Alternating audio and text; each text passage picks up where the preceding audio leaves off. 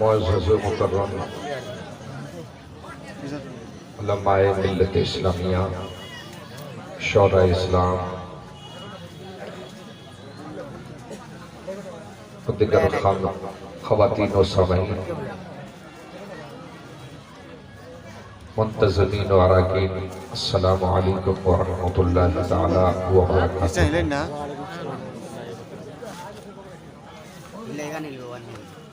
نحمده ونصلي ونسلم على حبيبه رسوله الكريم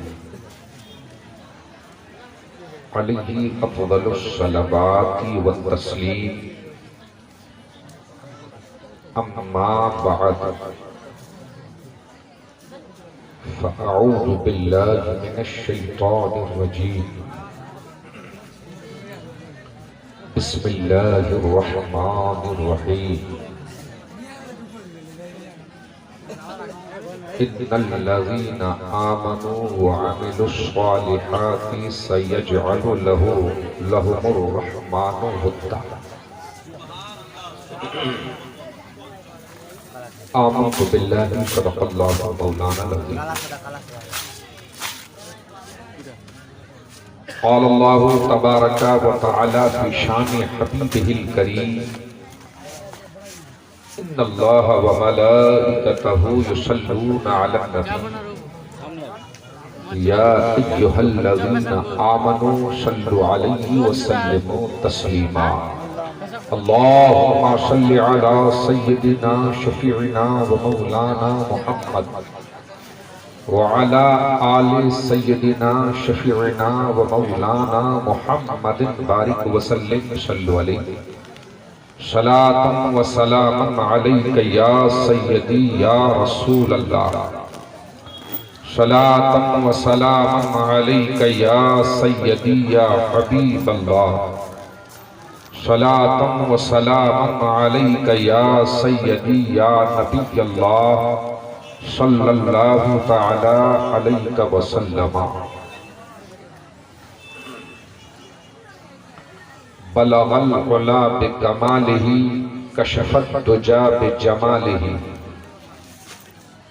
حسنت جمیع خصالہ صلوا علیہ وآلہ، صلی اللہ علی النبی الامی وآلہ صلی اللہ تعالی علیہ وسلم، صلاۃ و سلام علیک یا سیدی یا رسول اللہ، صلی اللہ تعالی علیہ وسلم۔ نعمتیں بانٹتا جس سمت وہ ذیشان گیا،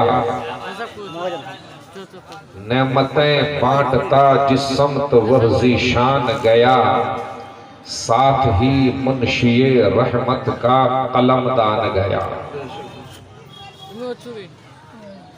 دل ہے وہ دل جو تیری یاد سے معمور رہا، دل ہے وہ دل جو تیری یاد سے معمور رہا، سر ہے وہ سر جو تیرے قدموں پہ قربان گیا۔ سبحان اللہ۔ آج لے ان کی پناہ، آج مدد مانگ ان سے، پھر نہ مانیں گے قیامت میں اگر مان گیا۔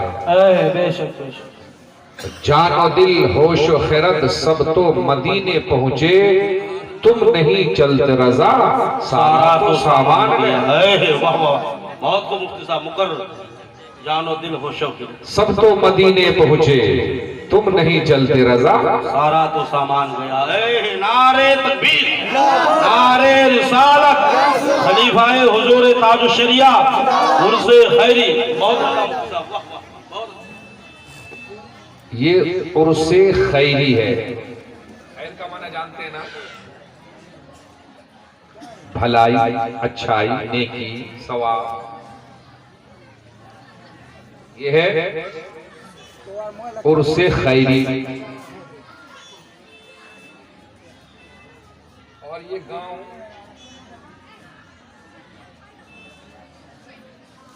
کون سا ہے؟ گوا باڑی۔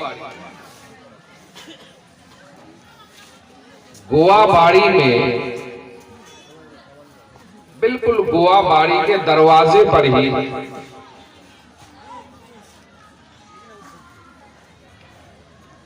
ایک عظیم الشان عالم دین کا مزار، یہ ڈور آف خیر ہے، خیر کا دروازہ۔ اب جو لوگ عرس میں آئے ہیں ان کی نیت بھی خیر کی ہونی چاہیے، سمجھ رہے ہیں نا؟ اگر نیت میں گڑبڑی ہے تو نہ خیر ملے گی نہ بھلائی ملے گی، نہ نیکی ملے گی نہ ثواب ملے گا۔ مسلسل 9 بجے سے لے کر کے اب تک آپ نے ہمارے علماء کرام کو سنا، شورائے اعظام کو سنا، محب محترم حضرت چراغ دیناج پوری نے آپ کے سامنے خیر اور بھلائی کے جس قدر نشانات ہو سکتے تھے ان نشانات کی نشاندہی بھی کر دی۔ محب گرامی حضرت مولانا حیات رضا صاحب نے اسی دروازہ خیر کی زنجیر کو ہلانے کی کوشش کی، یعنی برائی کا جو ایک ماحول بن چکا ہے وہ ماحول ختم ہونے کا نام نہیں لے رہا۔ میری بات سمجھ رہے ہیں کہ بنگلہ بولنا پڑے گا؟ سمجھ رہے ہیں نا؟ تو گوا باڑی والے، باہر سے آنے والے، سنے چاہے نہ سنے، تمہارے لیے بڑی ذمہ داری ہے۔ یہ پہلا عرس ہے، میں حضرت کے جنازے میں بھی شریک رہا اور چہلم میں بھی شریک رہا۔ پھر ہمارے محب محترم مولانا سلیمان رضا صاحب نے، محب گرامی حافظ عبد المنان صاحب نے اور آپ سب نے مجھے حضرت علامہ مولانا ابو الخیر حشمتی رحمت اللہ تعالی علیہ کے یہ پہلا سالانہ عرس میں آنے کی دعوت دی، اور میرے لیے یہ خوش بختی کی بات ہے کہ حضرت کے عرس پاک میں پہلا عرس، اللہ نے چاہا تو صبح قیامت تک یہ عرس یوں ہی آباد رہے گا۔ آج چند لوگ بیٹھے ہیں، کل انشاءاللہ تبارک و تعالی ہزاروں ہوں گے۔ آمین۔ آج چھوٹا انتظام ہے، آنے والے دنوں میں بڑا انتظام ہوگا۔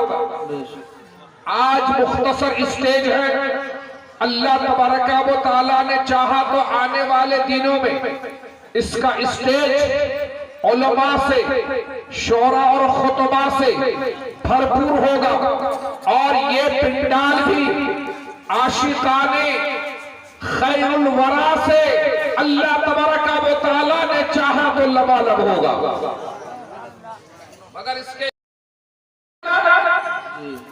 یہی تو بات ہے کہ جو نیکی کی، خیر کی زندگی گزار کر کے دنیا سے جاتا ہے تو جب تک بقید حیات وہ ہوا ہے تو دنیا کی نگاہوں سے اللہ تبارک و تعالی اس بندے کو چھپا کے رکھتا ہے کہ ان کے حاسدین نہ پیدا ہو جائے، ان کو ستانے والے نہ پیدا ہو جائے، ان کو پریشان کرنے والے، ان کی عزت کو خراب کرنے والے لوگ نہ پیدا ہو جائے۔ مگر اب وہ اللہ تبارک و تعالیٰ کے خصوصی سایہ رحم و کرم میں پہنچ چکا ہے۔ اب گوا باڑی والوں، تم ان کا ذکر کرو یا نہ کرو، حدیث رسول کے مطابق اللہ کے فرشتے ان کا ذکر کرتے ہیں۔ اس لیے پورے علاقے کے لوگ آج پوچھتے ہیں یہ عرس خیری کہاں پہ ہے، عرس خیری کہاں پہ ہے؟ تو جب ان سے کہا جاتا ہے یہ عرس خیری یہ دیگا بنا گوا باڑی میں خیری نام کیوں ہے؟ تو کہا یہ جاتا ہے جس بزرگ کا عرس ہو رہا ہے وہ حضرت علامہ مولانا ابو الخیر حشمتی رحمت اللہ تعالی علیہ کا عرس ہے۔ لوگوں نے کہا کہ ہم تو حضرت کو نکسل باری میں دیکھا کرتے تھے، یہ گوا باری میں کیسے آ گئے؟ میں نے کہا تمہیں نہیں معلوم، اللہ تبارک و تعالی نے ان کے فیضان کو زندگی میں نکسل باری میں بانٹ دیا، اور زندگی جب گزر گئی اور قبر میں پہنچے تو علاقہ کے لوگوں کے لیے آپ کر دیں۔ سبحان اللہ، نعرہ تکبیر، نعرہ رسالت، مولانا ابو الخیر حشمتی عرس خیری، مفتی احمد رضا صاحب قبلہ، خلیفہ حضور تاج الشریعہ۔ ایک بات اور آپ اگر توجہ رکھیں گے میری طرف، بات سمجھ میں آ رہی ہے نا؟ نیک لوگوں کی زندگی وہ بہت زیادہ دکھ اور مصیبت سے بھری ہوئی ہے۔ یہ پہچان ہے عموماً اگر بظاہر اس کے پاس دولت ہو تو کہیں نہ کہیں اللہ تبارک و تعالی اس کو آزمائش میں ضرور ڈالا، تاکہ بندے میں اگر کسی چیز کی کمی رہ گئی ہے جو اس کی مقبولیت میں رکاوٹ ڈال رہی ہے، وہ رکاوٹ دور ہو جائے۔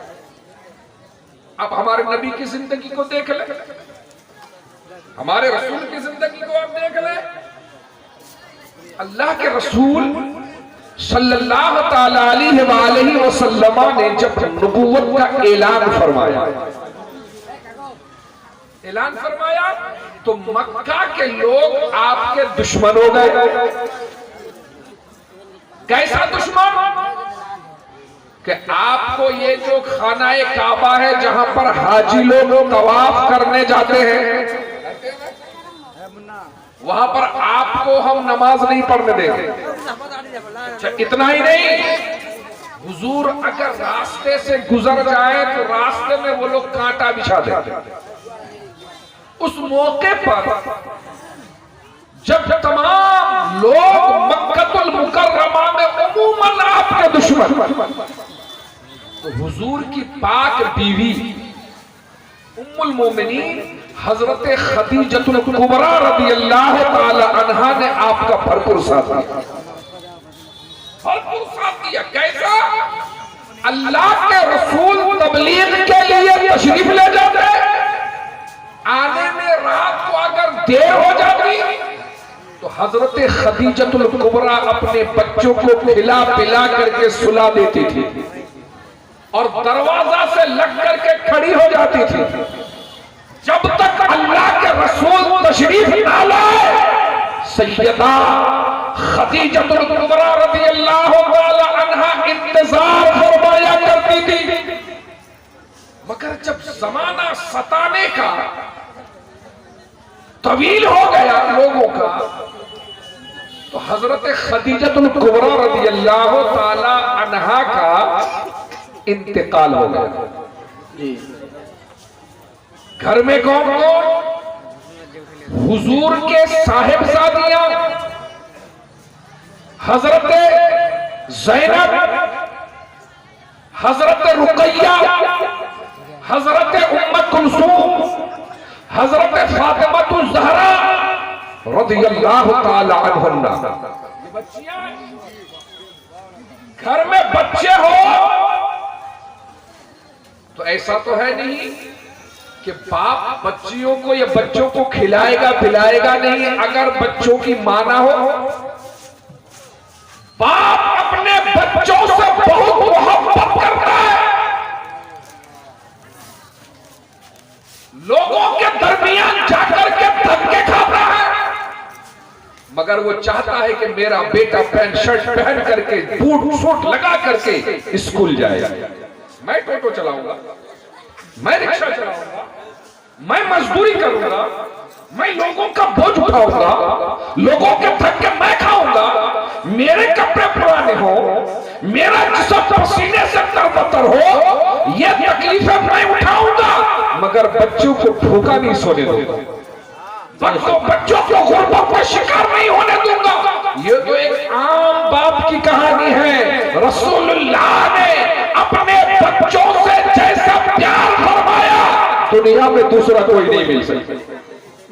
ایک وقت ایسا آیا تو اللہ کے رسول صلی اللہ علیہ وآلہ وسلم ایک طرف لوگوں کو دین کی طرف بلانے کے لیے تبلیغ کے خاطر نکل جاتے کہ اے لوگوں اللہ کو مانو، اللہ کے رسول کو مانو، اللہ کا کلام مانو، تم اللہ پر ایمان لے آؤ، بت پرستی چھوڑ دو، تو لوگ بدلے میں پتھر مارتے، لوگ مذاق اڑاتے، لوگ ہنسی کرتے، لوگ آپ کے ساتھ وہ مسخرگی کرتے، پریشان کرتے۔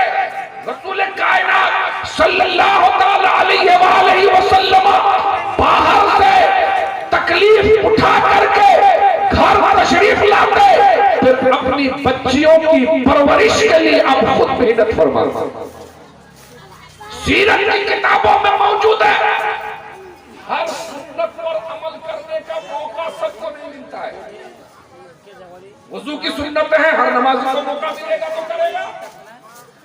روزے کی سنت ہے، جو روزہ رکھے گا وہ ادا کرے گا، مگر کچھ سنتیں ایسی ہوتی ہے اللہ تبارک و تعالی کسی کو موقع عطا کرتا ہے۔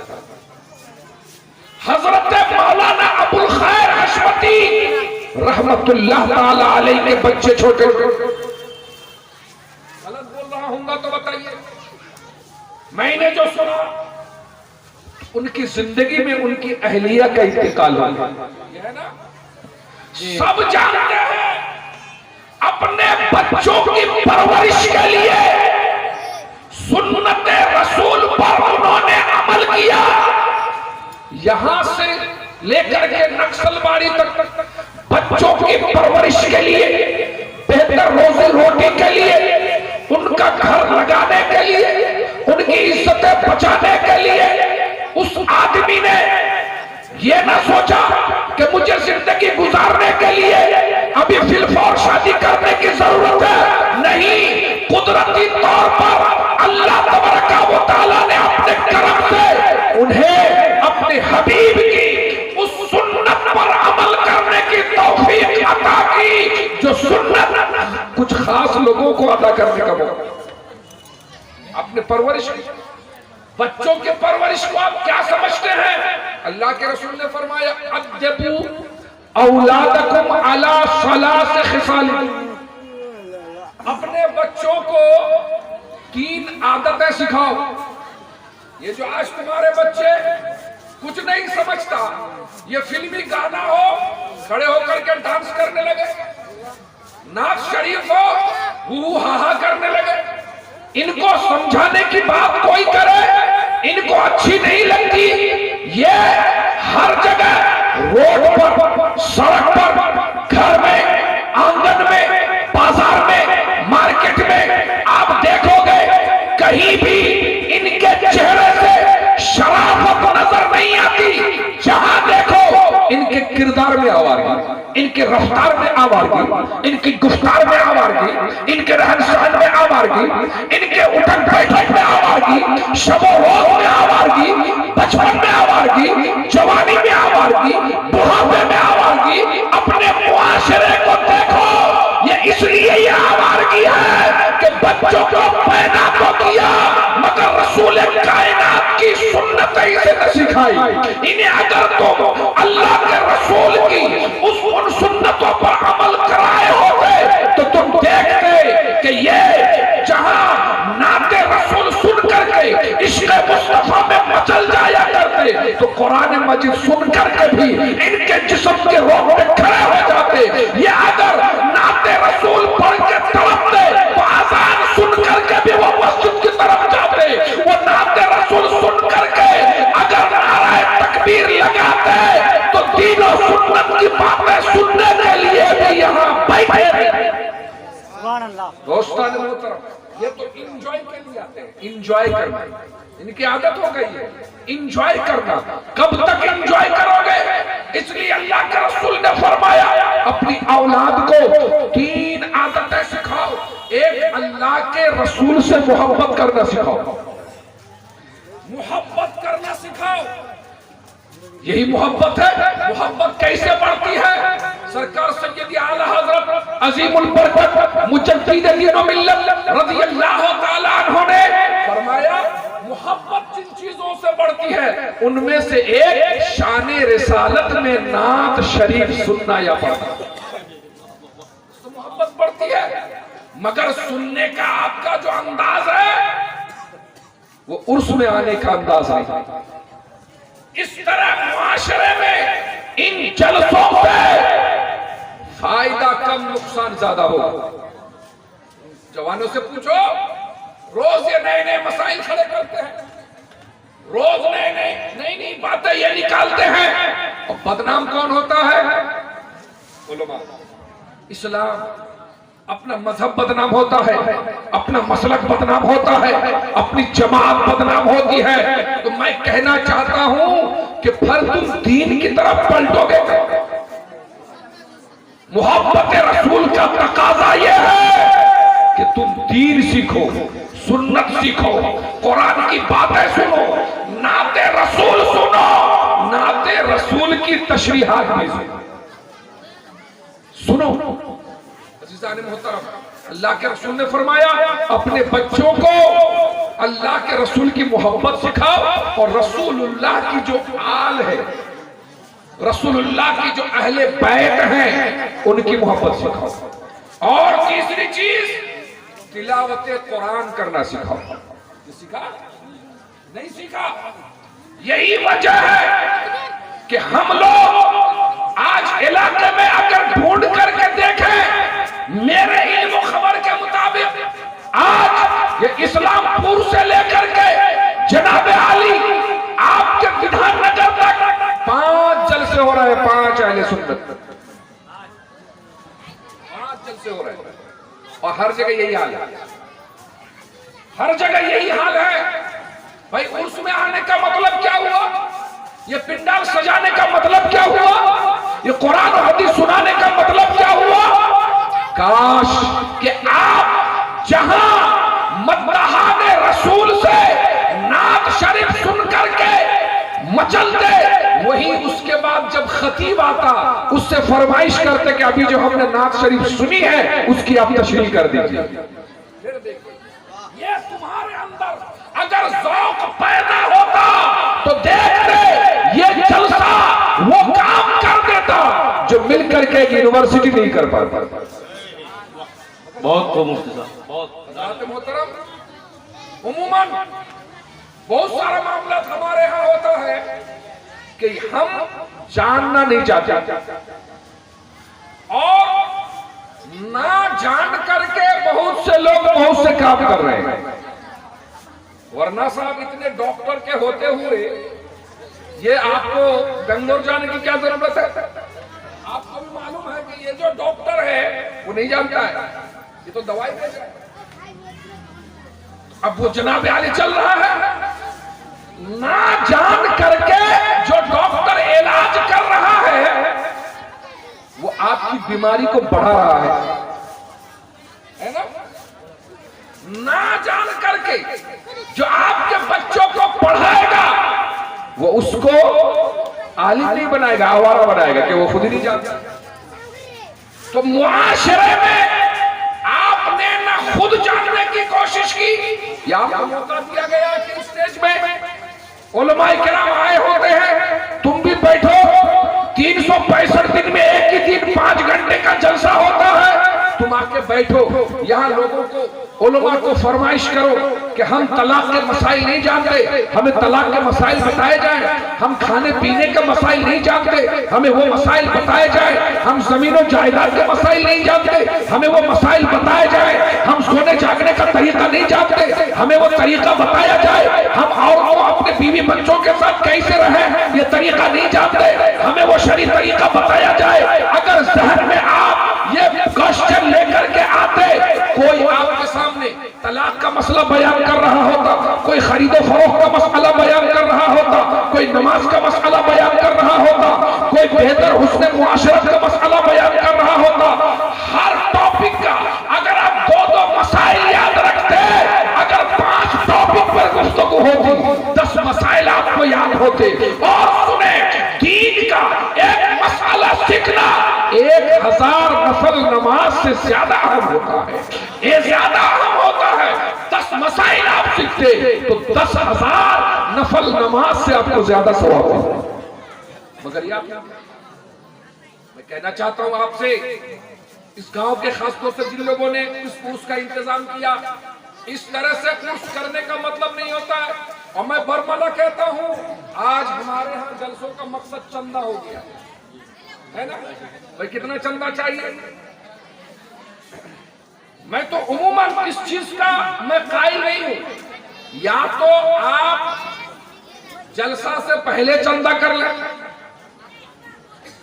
اگر انتظام نہ ہو تو یہاں جلسوں میں، میں خالی اس جلسے کو نہیں کہہ رہا، میں پورے علاقے کے جلسے کو کہہ رہا ہوں، جہاں جہاں میں جاتا ہوں کہتا ہوں، یہ اسٹیج آدمی 9 بجے سے لے کر کے 12 بجے تک ہوشیار رہتا ہے رات کو، وہ 3 گھنٹے کا ٹائم بہت اہم ہوتا ہے، وہ بہت اہمیت کا حامل ہوتا ہے، وہ وقت، اس وقت میں چندے کی فضیلت آپ سنیں، آپ بلکہ اس موقع پر آپ قرآن کی فضیلت سیکھیں، نماز کے مسائل سیکھیں، پھر اس کے بعد مسلمانوں تم نے یہ کیسے سوچ لیا کہ ایک جلسہ ہوگا؟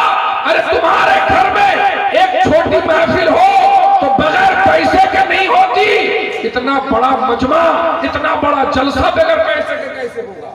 جس دن تمہارے دل میں بغیر کہے 500، 1000، 5000، 10,000 دینے کا جذبہ پیدا ہوگا، اس دن یہ جلسے بھی کامیاب ہوں گے، تم بھی کامیاب ہوں گے، دنیا بھی تمہاری روشن ہو جائے گی، آخرت بھی آباد ہو جائے گی۔ سبحان اللہ۔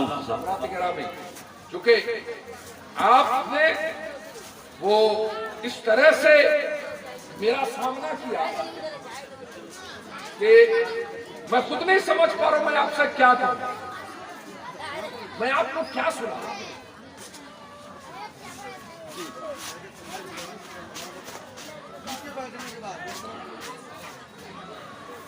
نہیں، یہ مہمان ہیں، آپ بھی مہمان، آپ بھی مہمان، یہ ہمارے نوجوانوں نے، ہمارے لوگوں نے مزاج، ایک فرد کا تو نہیں ہے، انہوں نے تو آپ سے نہیں کہا کہ آپ مجھے سن کے چلے جائیے، کوئی بھی نہیں کہتا، لیکن میں یہ پوچھوں گا کہ آپ نے سنا کیا، آپ نے سمجھا کیا؟ آپ نے ایک شعر انہوں نے کہا حضرت محمود غزنوی کے بارے میں، سنا نا آپ نے؟ کیا ہے حضرت؟ وسیلہ ڈھونڈتا محمود غزنوی، وسیلہ ڈھونڈتا محمود غزنوی میرا، ہاں ابو الحسن کا جو خرقہ بن گیا ہو۔ یہ محمود غزنوی جانتے ہیں نا کون ہے؟ سن لیجئے آپ، ایک عالم ربانی کے جلسے میں آپ آئے ہیں تو ذرا وہ کنیکشن کیا ہے ذرا سن لیجئے۔ بہت ساری چیزیں ایسی ہوتی ہیں، کبھی آدمی سجدہ کرتا ہے قبول نہیں ہوتا، دعا کرتا ہے دعا قبول نہیں ہوتی، روزہ رکھتا ہے روزہ قبول نہیں ہوتا، لیکن سنیں جہاں پر اپنا عمل کام نہیں کرتا وہاں بزرگوں کا وسیلہ کام کرتا ہے، بزرگوں کا وسیلہ کام کر رہا ہے۔ سنت و جماعت ہے، ہمارا عقیدہ وہی ہے جو اللہ کے رسول نے ہمیں عطا کیا، قرآن نے ہمیں عطا کہ وابتغوا الیہ الوسیلہ۔ محمود غزنوی 4 یا 5ویں صدی ہجری میں وہ آیا، یہ لوگ کیوں نکلے؟ دین اسلام کو پھیلانے کے لیے نکلے۔ آج لوگ یہ کہتے ہیں یہ باہر سے حملہ کرنے آئے تھے، کہتے ہیں نا اور کچھ ہمارے نوجوان کیوں آئے گا وہ، کیوں آئے گا وہ؟ نہیں، اللہ کا دین پھیلانے کے لیے اگر سمندر کے سینے پہ سوار ہونا پڑے تو وہاں جانا پڑے گا، جنگل میں جانا پڑے تو جانا پڑے گا۔ یہ تو ایک سرزمین ہے، اور یہ اس ہندوستان میں ہم سب کے باپ حضرت آدم علیہ السلام نے اپنا پہلا قدم رکھا، اس زمین کے وارث تو ہم ہیں۔ ان الارض یرثها عبادی الصالحون، زمین کے وارث تو اللہ کے نیک بندے ہیں۔ تو جو لوگ حضرت آدم کا سبق بھول گئے تھے، حضرت محمود غزنوی ان کو ایک پیغمبر کا سبق یاد دلانے کے لیے آئے تھے۔ ہم فتح کے لیے حملہ کریں، حملہ کارگر نہیں ہو رہا ہے، بار بار حملہ کر رہے ہیں، نہیں ہو رہا ہے، ہندوستان فتح نہیں ہو رہا ہے۔ نعرے تکبیر، نعرے رسالت، حضرت سید غلام نورانی صاحب قبلہ بنگلہ مقرر زندہ باد، زندہ باد، عرس خیری۔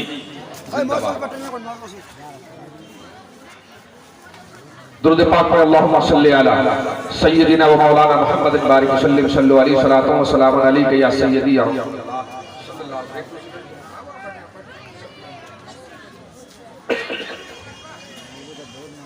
حضرت تشریف لے آئے۔ بنگلہ میں حضرت خطاب کریں گے، میں آپ کی بات ختم کر دوں، چند منٹ میں تو دیکھ لیا، حضرت نے بھی دیکھ لیا اور ہم نے بھی دیکھ لیا۔ تو ایک کام کے لیے جو آئے تھے وہ کام سفل نہیں ہو رہا ہے، اس میں وہ کامیاب نہیں ہو رہا ہے۔ مختصر یہ کہ ان کے پاس ان کے پیر و مرشد حضرت ابو الحسن خرقانی رحمت اللہ تعالی علیہ کے کا جبہ تھا، یہ ان کو ملا تھا، اور شیخ نے نصیحت بھی کرتے تھے۔ اور تبرک جو ہوتا ہے، بزرگان دین جو چیز استعمال کرتے ہیں اس چیز میں اللہ برکت ڈال دیتا ہے، برکت، ایسی برکت کہ آپ ایسے دعا کریں تو دعا قبول نہیں ہوگی، اور اس چیز کے وسیلے سے دعا کریں تو دعا قبول ہو جائے گی۔ کئی حملے کیے، روایت میں آتا ہے 17 حملے کیے، کامیاب نہیں ہوا۔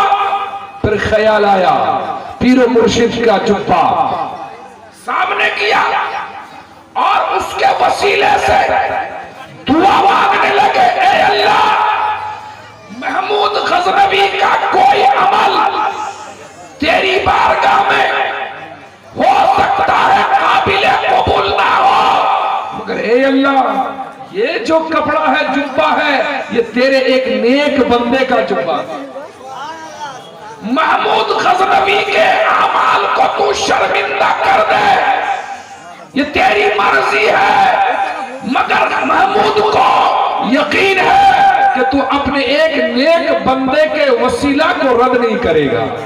اے اللہ، میں اس جبے کے وسیلے سے تیری بارگاہ میں دعا کرتا ہوں، مجھے کامیابی عطا فرما۔ دعا کی، دعا کرنے کے بعد فوج سے کہا حملہ کرو، حملہ کیا۔ چند لمحے گزرے تھے، جو 17 حملے سے جو قلعہ فتح نہ ہوا تھا وہ تھوڑی دیر میں فتح ہو۔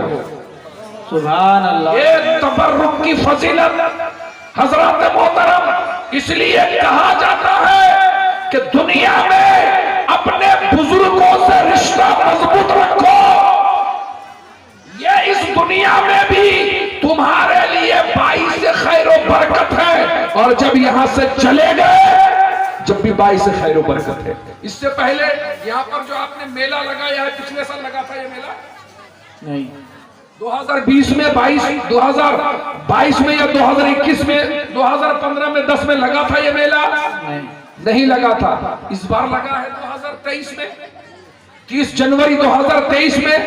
اب ہر سال 30 جنوری 2023 میں یہ میلہ لگے گا انشاءاللہ۔ اتنی بھیڑ بھاڑ لوگوں کی ہوگی، علماء آئیں گے، شعراء آئیں گے، خطبہ آئیں گے، دین کی باتیں یہاں پہ ہوگی۔ ایسا کیوں؟ یہ اللہ کے نیک بندوں کی کرامت ہوتی ہے، جب تک وہ اس دنیا میں رہتے کرتے ہیں اور جب چلے جاتے ہیں تو اللہ تبارک و تعالیٰ تو انہیں رحمت کے سائے میں آرام سے لیٹا دیتا ہے اور لوگوں کو لگا دیتا ہے کہ تم ان کے مزار کے پاس جا کر کے اللہ اللہ کیا کرو، رسول اللہ کا چرچا کیا کرو، بزرگان دین کا نام لیا کرو اور تم ان کے وسیلے سے دعا مانگا کرو۔ اگر دنیا میں تمہارا کوئی عمل قابل قبول نہ ہو تو بزرگان دین کے وسیلے سے دعا مانگو، اللہ تبارک و تعالی اپنے محبوب بندے کے وسیلے کو رد نہیں فرماتا۔ حضرات کرام، آپ سے میری گزارش ہے کہ آئندہ ابھی صاحب بھی ہیں، ذمہ داران مولانا سلیمان صاحب بھی ہے، عرس کے نہج کو بدلیے، عرس کو اب جناب عالی یہ سمجھنے اور سمجھانے کا ایک ذریعہ بنانا چاہیے۔ دیکھتے ہیں نا بہت سارا عرس ہوتا ہے، عورتوں اور مردوں کی بھیڑ، وہ جناب یہ لڑکیاں لڑکے گھوم رہے ہیں بازاروں میں، کوئی روکنے والا نہیں، کوئی ٹوکنے والا نہیں۔ ادھر جناب عالی باہر سے مقرر لوگ آئے ہیں، شاعر حضرات آئے ہیں، پیر لوگ آئے ہوئے ہیں، کوئی مطلب نہیں، یہی بوڑھے لوگ 10 لوگ بیٹھے ہوتے ہیں، یا جو کچھ عورتیں بیچاری ان کے دل میں خیال ہوتا ہے سمجھ نہیں پاتی ہے، جب بیٹھی ہوتی ہے، مگر پورے معاشرے میں 80% لوگ، نوجوان لڑکے اور لڑکیاں آوارگی کے اس منزل پہ یہ پہنچ چکے ہیں، یہ گھر میں رہتے ہیں تو گناہ کے ذرائع ڈھونڈتے رہتے ہیں، اس میں بھی پہنچتے ہیں تو وہاں بھی گناہ کرنے کا موقع تلاش کرتے ہیں۔ اللہ، یہ اس قوم کا حال ہے۔ اور اس موقع پر ہم آپ کو کرامت سنائے تو کیا سنائے، تقریر سنائے تو کیا سنائے، تنہما تار تار شد پنبا کجا کجا نے، پورا جسم تو تار تار ہو چکا ہے، داغ داغ ہو چکا ہے، کون سا جسم کا داغ چھپائے اور کون سا زخم ہم صحیح کریں اس کو چھپائیں۔ حضرات محترم، اس لیے یہ بہت زیادہ ضروری بھی ہے کہ ہم ان جلسوں کی اصلاح کریں۔ مزار شریف کے تعلق سے میں چند باتیں عرض کر دوں، چونکہ یہ پہلا عرس ہے، آج جو آپ شروع کریں گے یہ دور تک جائے گا، دور تک جائے گا۔ پہلے تو پورے گاؤں کے لوگ اپنے آپ کو آپ خوش نصیب سمجھیں کہ ایک عالم ربانی کا مزار آپ کے گاؤں میں ہوا۔ عالم تو بہت گھومتے ہیں، بہت ملیں گے آپ کو، مگر عالم ربانی وہ بہت کم ملیں گے۔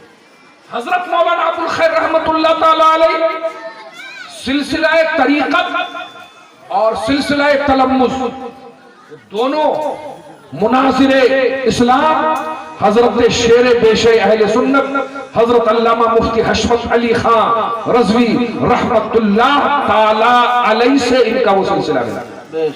آپ ان کے شاگرد بھی ہیں، مرید بھی ہیں۔ کیسے فرد حضرت شیر بیش اہل سنت جنہوں نے بد مذہبوں کا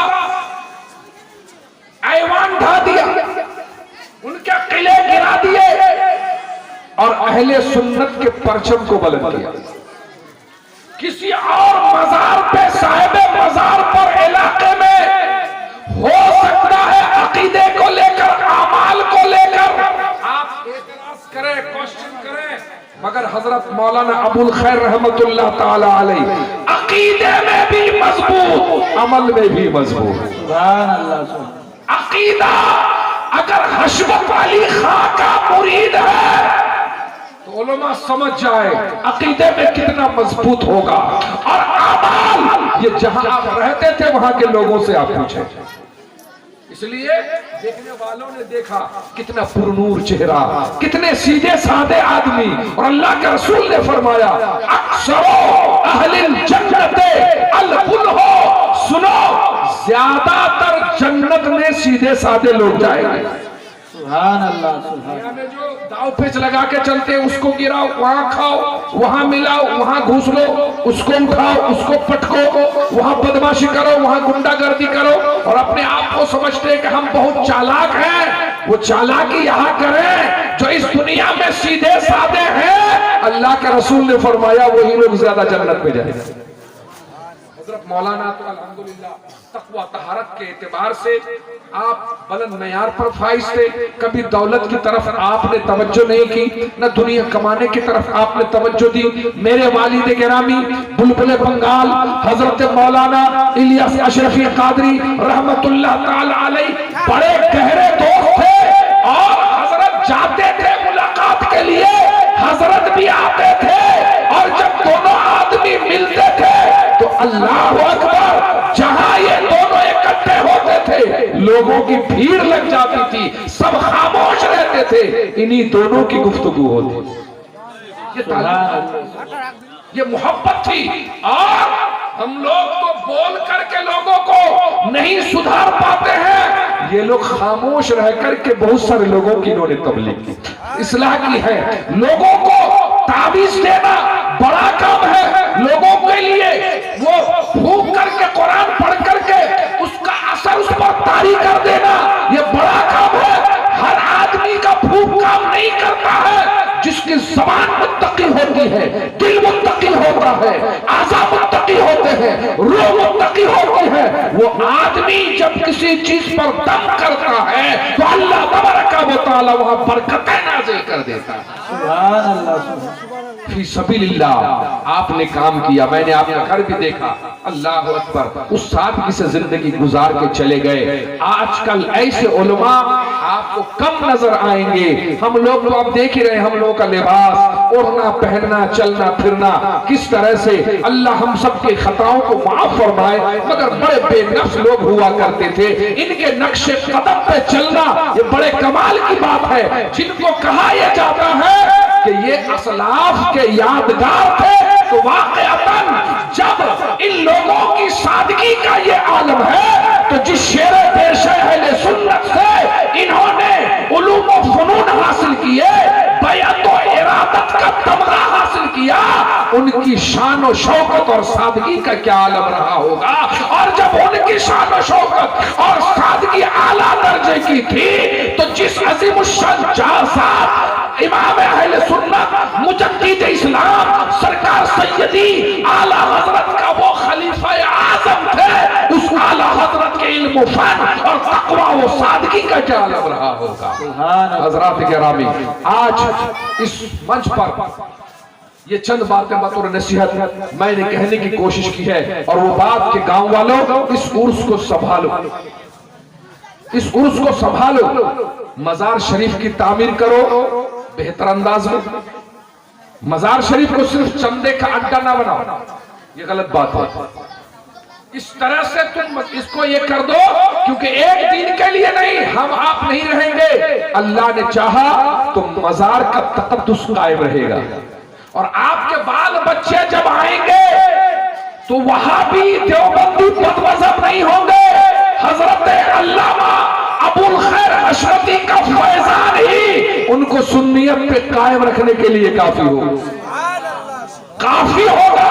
لوگ آ کر کے دیکھیں گے کہ جس گاؤں میں ایک عالم ربانی کا مزار ہے، اس گاؤں کے لوگ اولیاء کرام کے دیوانے ہوں گے، بد مذہب نہیں ہوں گے۔ مزار شریف کی تعمیر و ترقی کی طرف توجہ دو، اور اس کو اچھی طرح سے بنا سوار کر کے آگے لے کر کے چلو، اور اس انداز میں آپ اس کا اہتمام کریں کہ یہ جو کمی اس بار نظر آ رہی ہے، پہلی بار ہے، وہ کمی آپ کو وہ آئندہ نظر نہ آئے۔ سننے کے لیے چند ہی لوگ آئیں اچھی بات ہے، مگر آنے کے بعد مجمع نہ خراب، گاؤں کے لوگوں کو چاہیے کہ وہ سنیں، اور آس پاس مزار شریف کے جو لوگ رہتے ہیں یا مزار شریف کو بنانے کے لیے کسی چیز کی ضرورت ہے تو آپ اس کام کے لیے اپنے دل کو راضی کریں، اللہ تبارک و تعالی راضی ہو جائے گا، اور آپ دیکھیں گے کہ اللہ تبارک و تعالی اس بزرگ کے وسیلے سے دنیا اور آخرت میں آپ کا تمام کام رب تبارک و تعالی اپنے فضل خاص سے تمام کام کو مکمل کر دے گا، اور آپ کو اجر و ثواب بھی عطا کرے گا۔ اللہ رب العزت کی بارگاہ میں دعا ہے کہ مولا تبارک و تعالی ہمیں اور آپ کو بہتر طور پر اس عرس پاک کو انجام تک پہنچانے کی توفیق عطا فرمائے، اور ان بزرگوں سے اللہ تبارک و تعالی ہمیں اور آپ کو محبت کرنے کی توفیق رفیق عطا فرمائے، ان کے نقش قدم پر چلنے کی توفیق رفیق عطا فرمائے۔